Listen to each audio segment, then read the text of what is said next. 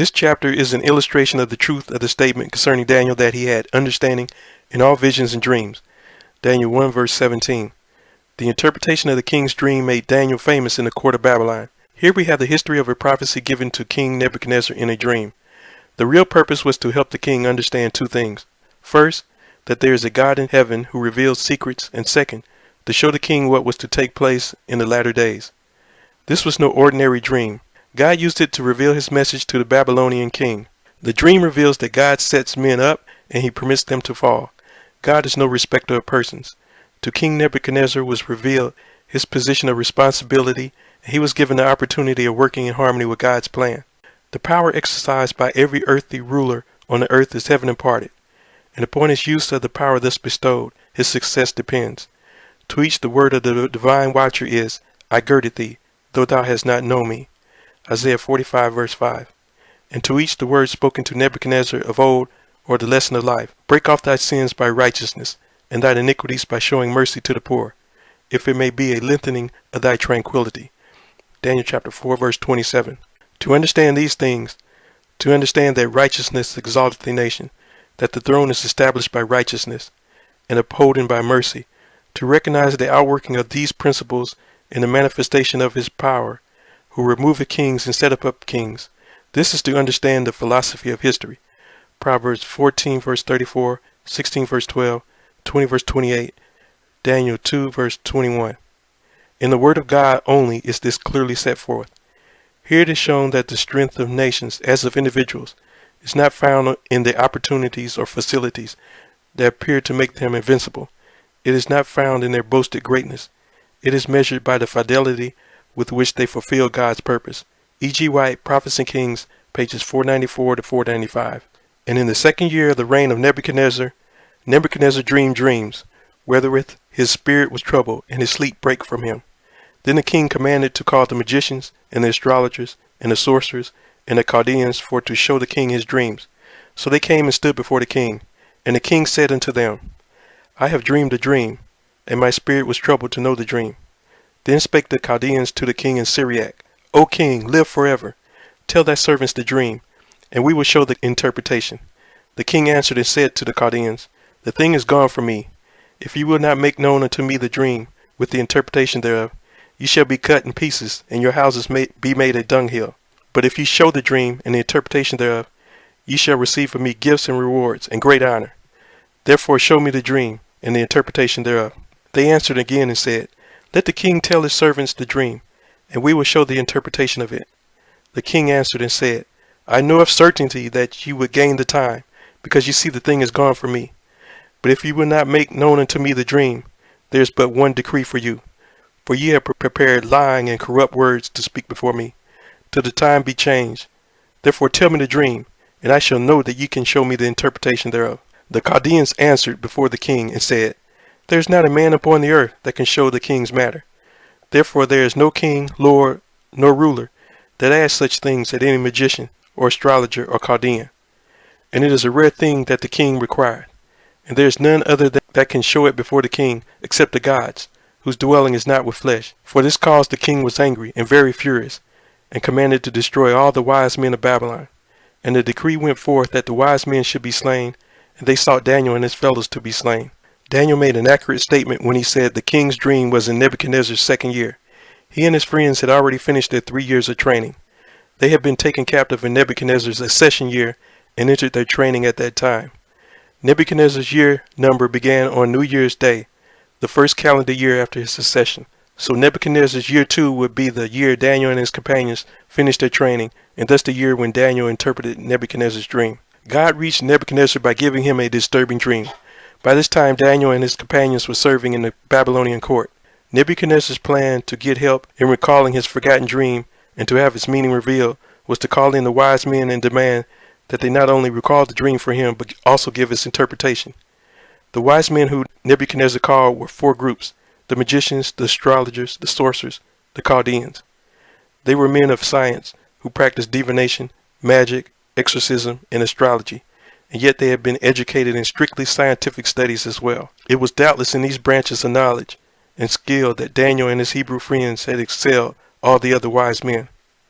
The king's primary demand of the wise men was to reveal his forgotten dream.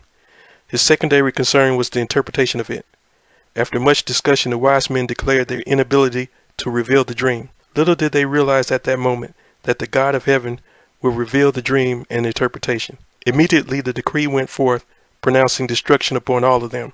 In harmony with the decree, Daniel and his fellows were sought to be killed, even though they had not been called before the king. Then Daniel answered with counsel and wisdom to Arioch, the captain of the king's guard, which is gone forth to slay the wise men of Babylon. He answered and said to Arioch, the king's captain, "Why is the decree so hasty from the king?" Then Arioch made the thing known to Daniel. Then Daniel went in and desired of the king that he would give him time, and that he would show the king the interpretation.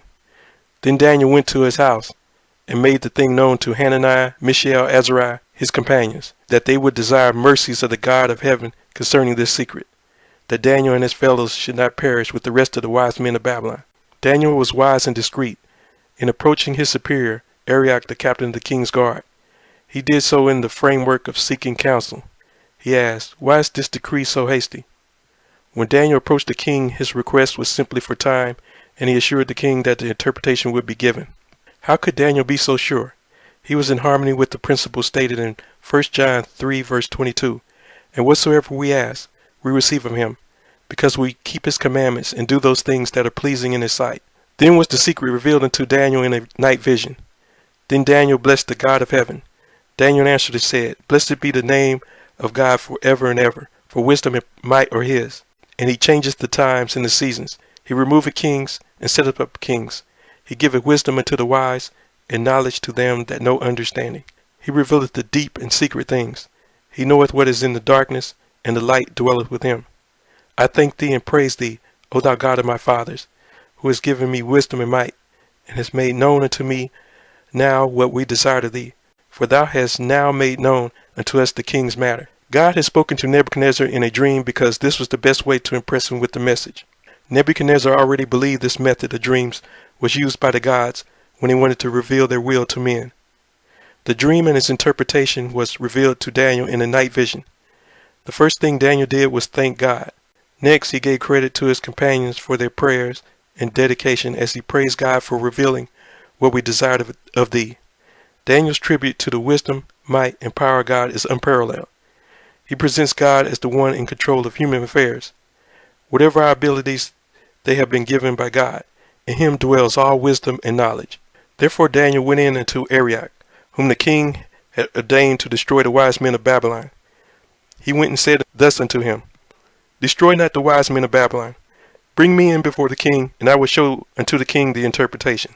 Then Arioch brought in Daniel before the king in haste, and said thus unto him, "I have found a man of the captives of Judah, that will make known unto the king the interpretation."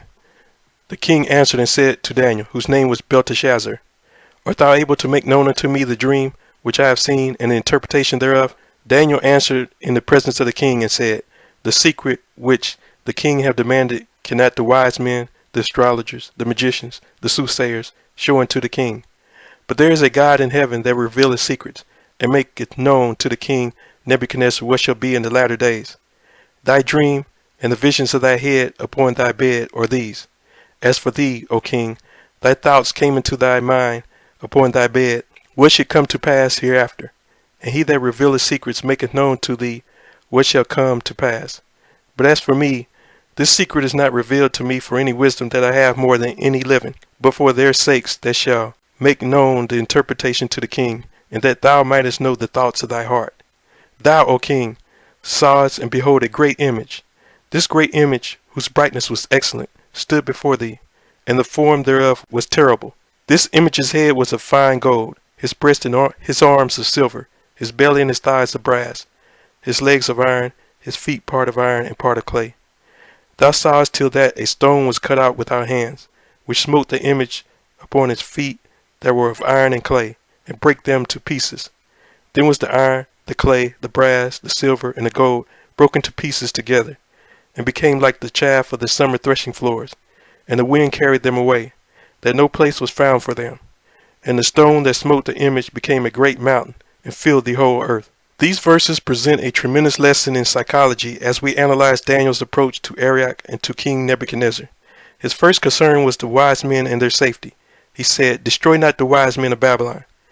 Then he requested Arioch to bring him before the king, and he boldly proclaimed, "I will show unto the king the interpretation." In his first statement, when brought before Nebuchadnezzar, he reminds the king that the Babylonian wise men could not reveal and explain what he had requested. Then he assures the king that the God in heaven has the power to reveal secrets, and he points out that this God, through the dream, was revealing what shall be in the latter days. Daniel is very careful to remind the king that what he is about to reveal was given to him not because he, Daniel, had greater wisdom than any other living person. It was revealed to him so that he in turn might interpret the meaning of the dream to the troubled king. Daniel was able first to tell Nebuchadnezzar what he was thinking of before he fell asleep. He had the future on his mind, and God revealed those future events in order that the king might feel a personal responsibility to fit into heaven's plan. This outline began with Nebuchadnezzar and extended to the coming of Christ and the end of the world. This is the dream, and we will tell the interpretation thereof before the king. Thou, O king, art a king of kings, for the God of heaven hath given thee a kingdom, power, and strength, and glory. And wheresoever the children of men dwell, the beasts of the field and the fowls of the heaven have he given into thine hand, and have made thee ruler over them all. Thou art this head of gold. And after thee shall arise another kingdom inferior to thee, and another third kingdom of brass, which shall bear rule over all the earth. And the fourth kingdom shall be strong as iron, forasmuch as iron breaketh in pieces, and subdueth all things. And as iron that breaketh all these, shall it break in pieces and bruise. And whereas thou sawest the feet and toes, part of potter's clay and part of iron, the kingdom shall be divided. But there shall be in it of the strength of the iron, forasmuch as thou sawest the iron mixed with miry clay. And as the toes of the feet were part of iron and part of clay, so the kingdom shall be partly strong and partly broken. And whereas thou sawest iron mixed with miry clay, they shall mingle themselves with the seed of men, but they shall not cleave one to another, even as iron is not mixed with clay. And in the days of these kings shall the God of heaven set up a kingdom, which shall never be destroyed, and the kingdom shall not be left to other people, but it shall break in pieces and consume all these kingdoms, and it shall stand forever. Forasmuch as thou sawest that the stone was cut out of the mountain without hands, and that it brake in pieces the iron, the brass, the clay, the silver, and the gold, the great God hath made known to the king what shall come to pass hereafter. And the dream is certain, and the interpretation thereof sure. In only 213 words was given 2,500 years of history. When this dream and interpretation were given, it was a prophecy of coming events. Babylon, represented by the head of gold, was a tremendous kingdom ruling the world from 605 to 538 BC. Daniel reminds Nebuchadnezzar in the interpretation that all his might and power and glory had been given to him by the God of heaven. Then he reveals that another kingdom, though inferior, shown as the breast and arms of silver, would arise. Medo-Persia conquered Babylon in 538 BC. This second world empire ruled until 331 BC. Greece, under the leadership of Alexander the Great, overthrew the Medo-Persian Empire at the Battle of Arbela in 331 BC. This kingdom was symbolized by the brass belly and thighs of the image shown to Nebuchadnezzar. However, this third kingdom was to pass away too. The fourth kingdom was said to be strong as iron. This represented the Iron Monarchy of Rome, which overthrew the Grecian Empire at the Battle of Pydna in 168 BC. But Daniel continued to show that even Rome, with all her strength, was to be broken in pieces. This fourth kingdom was divided into 10 parts, symbolized by the 10 toes of the image. There were many and varied attempts to unite these 10 divisions of Western Rome. There was a time when nearly all the crowned heads of Europe had intermarried, and even this unifying attempt failed. God has predicted there will never be another nation with enough power to unite all nations into one kingdom. They shall not cleave one to another. Rome was divided into 10 kingdoms between the years AD 351 and AD 476. Those divisions were Alemanni, which became Germany, Franks, which became France, Burgundians, which became Switzerland, Suevi, which became Portugal, Anglo-Saxons, which became England, Visigoths, which became Spain, Lombards became Italy, Heruli, Vandals, Ostrogoths. The closing scene in this chapter is the brightest. Verses 44 and 45 picture the ushering in of God's eternal kingdom. The stone cut out of the mountain without hands represents the intervention of God when Christ returns to earth. Only Christ can bring everlasting peace. These verses find ultimate fulfillment at the seventh trumpet. And the seventh angel sounded, and there were great voices in heaven, saying, The kingdom of this world has become the kingdom of our Lord and of his Christ, and he shall reign forever and ever. Revelation chapter 11, verse 15. Also in Revelations chapter 21 and chapter 22, where an angel shows John the new Jerusalem. Come hither, I will show thee the bride, the Lamb's wife. And he carried me away in the spirit to a great and high mountain, and showed me that great city, the holy Jerusalem, descending out of heaven from God, having the glory of God. Revelation chapter 21, verses 9 through 11. Then the king Nebuchadnezzar fell upon his face and worshipped Daniel, and commanded that they should offer an oblation and sweet odors unto him.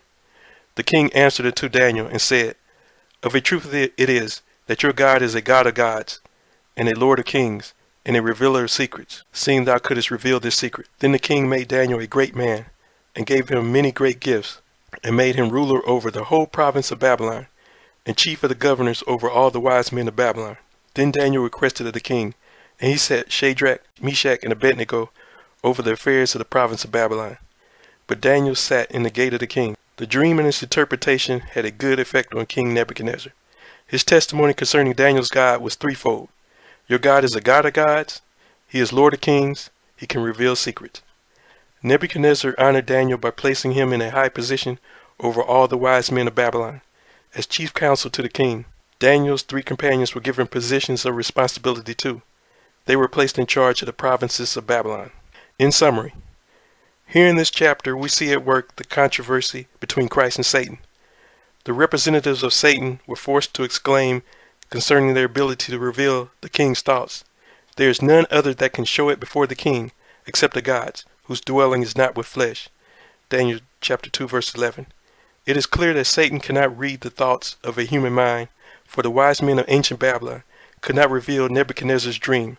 God won a great victory there. Down through the centuries, Satan has endeavored to prove incorrect the interpretation of this dream. God has said that the nations into which the fourth kingdom were to be divided would not again be united into one universal kingdom. See how Satan has worked to bring about a united Europe, and yet every attempt has failed. Charlemagne conducted 53 expeditions against 14 nations. He built an empire like the Caesars in the 9th century, but at his death it fell apart. Charles V of Spain tried to be the sole ruler in the 16th century. He conquered 7 nations, but was finally forced to abdicate because of illness. Louis XIV of France tried it in the 18th century, but at the Treaty of Utrecht in 1713 his plans tumbled like a fence of toothpicks. Napoleon swept over nation after nation in the 19th century, but he met his Waterloo in 1815, and out there on the Isle of St. Helena he said, God Almighty has been too much for me. The plans of the Kaiser, Hitler, and Mussolini of more modern times have failed too, as will any such attempt in the future. During the perplexities and trials we face in life, a good person may appeal to God for help, for deliverance, and for guidance. God should be glorified and praised. He is supreme. In this prophecy, everything except the coming of Christ has been fulfilled. This thought should sober us and cause us to prepare to meet God. The dream is certain, and the interpretation thereof sure. Daniel chapter 2 verse 45.